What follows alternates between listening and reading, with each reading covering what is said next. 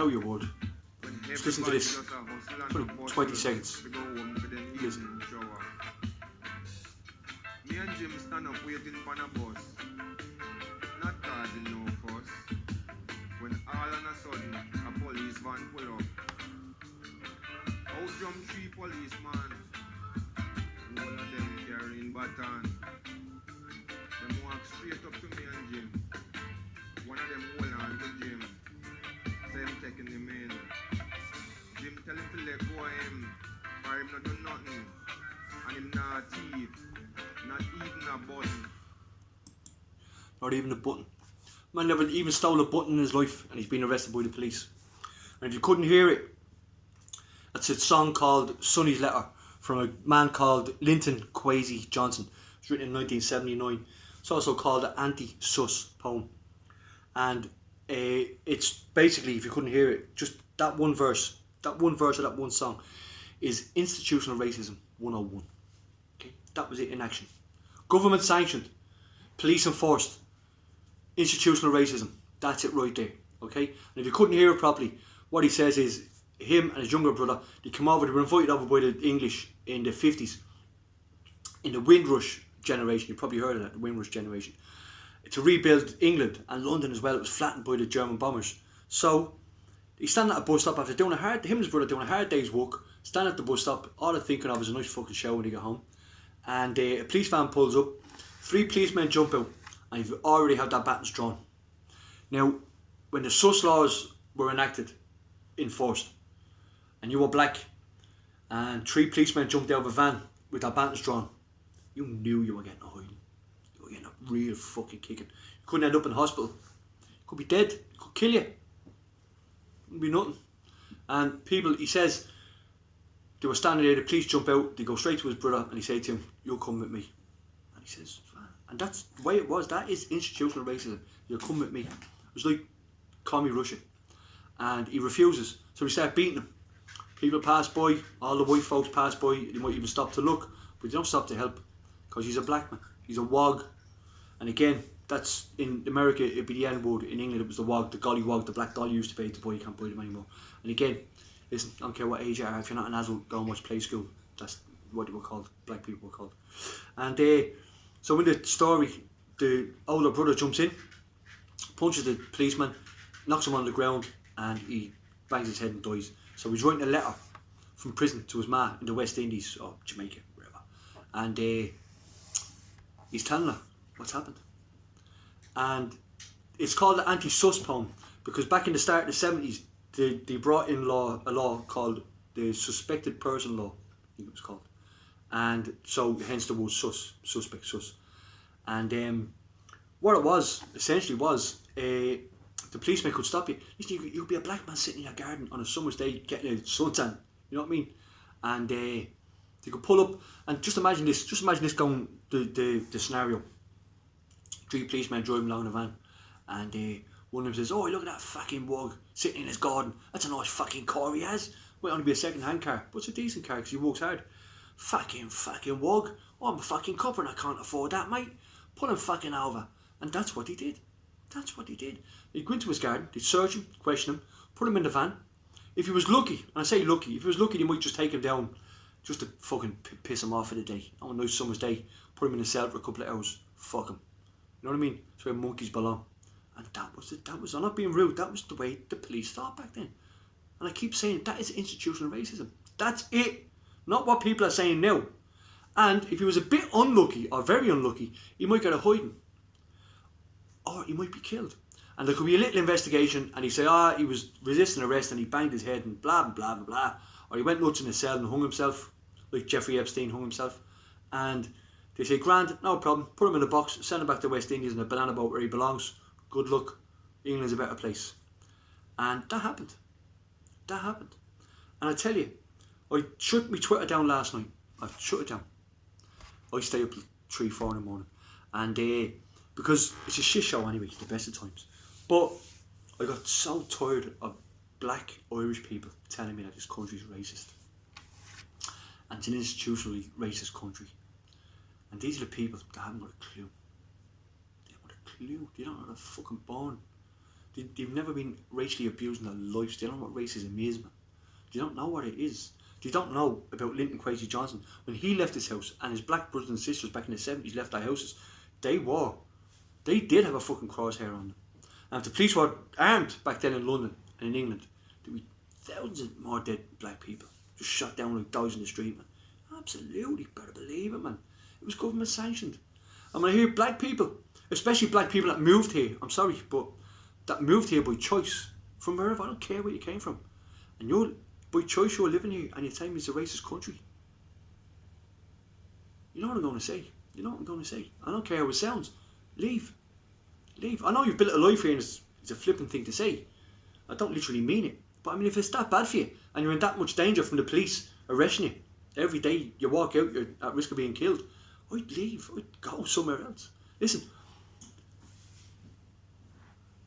you're getting lied to by race. I'm sure you've heard all this before, and it's fake news when it suits you. You're getting lied to by racists in America. Black Lives Matter. They are racist communists, and they have been told that the world is racist. That's what they've been told, and they believe it, and they're being listened to, and they have celebrity, and they have power, and they're making a good living out of it as well. You better believe they're making a good living out of it. You better believe it, man. And if I had a magic wand, today, and I got rid of racism all over the world, do you think Black Lives Matter will close down? Do you think, oh great, we're going to fucking play with the daisies now, we've nothing better to do, racism is over? They keep going. They'd find us somewhere. And that's what they're doing. And look, someone out there might remember the name Michael Brown. A lot of you won't. But I tell you what you will remember. You remember this slogan, hands up, don't shoot. Remember that? Hands up, don't shoot. You remember that? That was Michael Brown. And that was a lie. I'm going to put a video down the bottom here. I'll put the link to this song as well. But I'll put the video to Washington Post. As left as you can get. Joe Biden 100%. Kamala Harris 100%. Right? 2-minute video. And it's just about the investigation into Ferguson, where Michael Brown lived in Ferguson. And the DOJ found out that there was huge racism in the police. Good. Good. Find every one of them. Charge them with whatever you can charge them with. Get them into prison. Get them out of the police. Get them out of society. We don't need them. No one needs racism in any country. Black, white, yellow, I don't care. We don't need it in our country. Go away. Go away somewhere else. And the truth is, in this video, that's what he showed. But the reporter, the Washington Post reporter, he's black, by the way. Not that it matters. But to some people it does. And he actually says, to face an uncomfortable truth, that the hands up, don't shoot was a lie. It was an absolute lie made up by people. People that have been indoctrinated by Black Lives Matter. They've been convinced that they are, literally, when you leave their house, there's Terminator police in cars all over the city looking for black people to kill. And so, they saw what they wanted to see, just to attack black people. And Black Lives Matter love it. They love them stories. They love them. Listen, Breonna Taylor, remember, say her name. You'll probably remember her because she was a woman and she was pushed a bit more. Because she was a woman. Breonna Taylor shot at the police. Whether you believe it or not, I can show you the video. I'm not going to find the link. You can find it on YouTube if it hasn't been pulled from history. Her boyfriend is on, it's either a reporter's camera or the police body cam. He's handcuffed. This is months ago I saw this. And he looks at the camera and he says, my girlfriend shot at the police. Now, you were told that she stepped out of her bedroom in a nightie and she was executed by the police in the hall. She wasn't. No, she didn't deserve to die. I don't know her. But her boyfriend didn't seem to be seen like a not nice guy. And, you know, if I was to blame anyone, I'd blame my boyfriend for bringing trouble to her door. But you weren't told that. And you don't believe it. And even if I showed you all the evidence, you wouldn't believe it. Because you don't want to believe it. It doesn't suit what you've hitched your wagon to, the star you've hitched your wagon to, that everywhere is racist. And I tell you, it's causing trouble here. Listen, it was only a few hours after George, and I'm really sorry, I know I keep saying this, I just can't get a second name into my head, George, when he was killed by the police. Was it a matter of hours before there was a mob of black people? It might have only been one mob, but it was a mob of black people went out and beating up white people. And look, without being dramatic, you were the cause of that. You contributed to that. Not the cause of it, but you contributed to it with your lies, and your Facebook posts, and your Twitter posts, and black people coming over here by choice and saying it's a racist country with a chip on their shoulder. It's wrong. You shouldn't be doing it, man. You're ruining my country. You can leave here. I can leave here, but I'm not leaving here. It's my country. Don't know how long. You might stay here for 50 years. You might die here.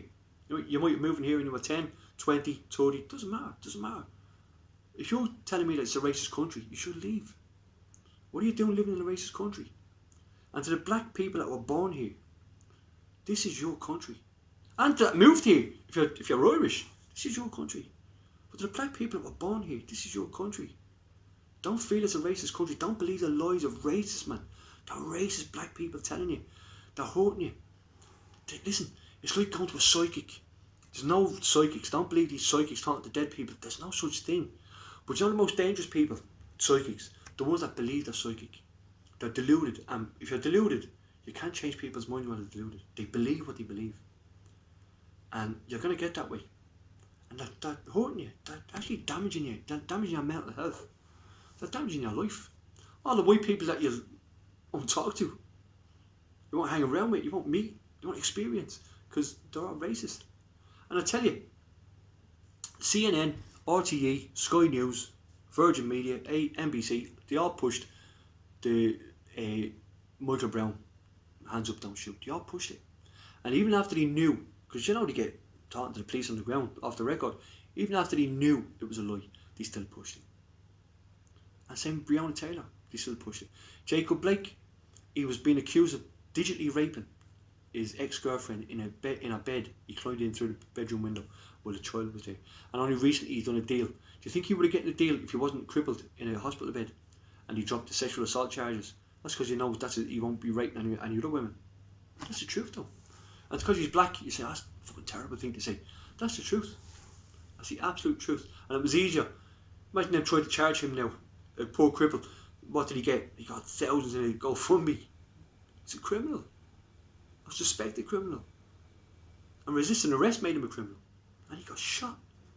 And I'm not saying he deserves to get shot, but in a country where police are armed and you were reaching your car after you're fighting the police, that's what happens to you.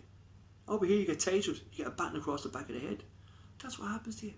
I'm sorry to say it so blasé and so flippantly, but that's what happens to you. That's what happened to him. And if he was a rapist and abusing his ex-girlfriend, you should be saying, well look, you live by the sword, you die by the sword. But here's the thing, all the people that spread the message, the lies, all the mainstream media, especially in America, they're all privately owned. And here's the funny thing, this is what I just don't understand, this is how stupid you all are, really genuinely how stupid you all are. They're all owned by white billionaire men. That's it. Don't care about black people. Couldn't care less about Black Lives Matter. But listen, imagine CNN a year before the 2016 election and a year after.